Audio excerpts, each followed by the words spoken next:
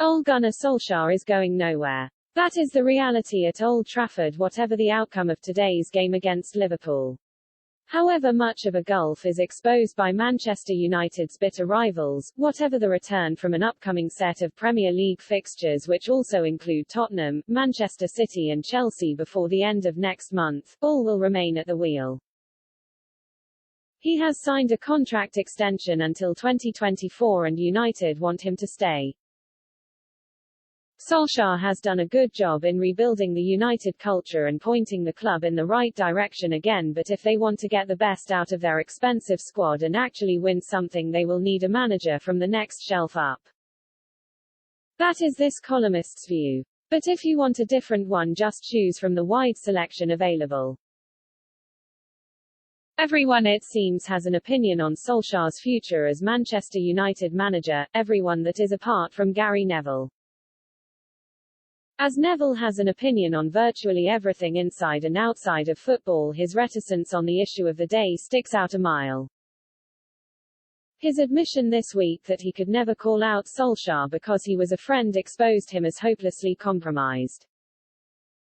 If he is unwilling to make an honest assessment on the subject, then it calls into question his suitability for the job.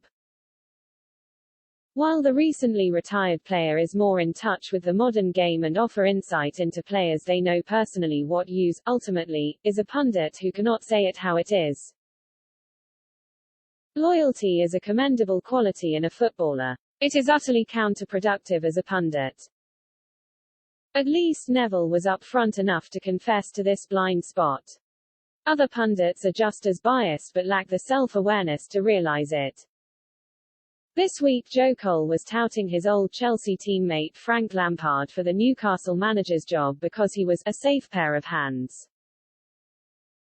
Lampard has 2.5 seasons in management under his belt in which he was sacked by Chelsea and has never been involved in a relegation fight. In no way would he qualify as a safe pair of hands. It was an opinion, credit to Cole for that, but a woefully skewed one. The Old Mates network, which the broadcasters indulge, particularly grates on days like today. No doubt Neville will be in one corner and Jamie Carragher the other for Sky's coverage of the Manchester United vs Liverpool match. They are both able broadcasters and particularly good at unpicking the tactical detail of a game.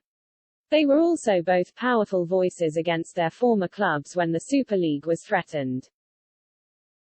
But could either put their hand on their heart and say they are able to come at this fixture without partiality today? They wouldn't even pretend that was the case. Viewers want to be informed by objective observers, not refereeing a punditry points-scoring exercise.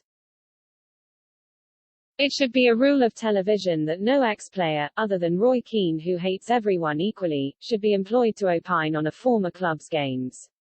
Not good news for Peter Crouch given his collection, but he would survive.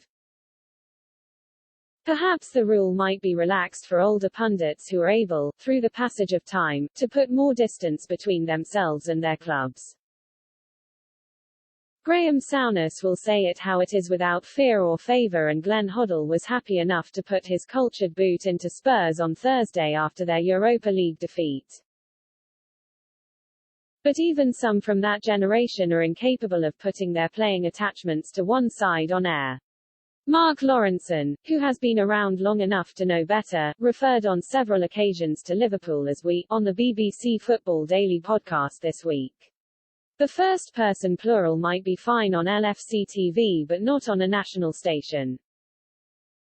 Allegiances are what makes club football so addictive, but these are paid professionals who should be required to put aside their other hats while they educate and entertain us. Solskjaer rolls on safe in the knowledge that whether his erratic United side blow hot or cold, he can always count on the unwavering support of his mate Gary.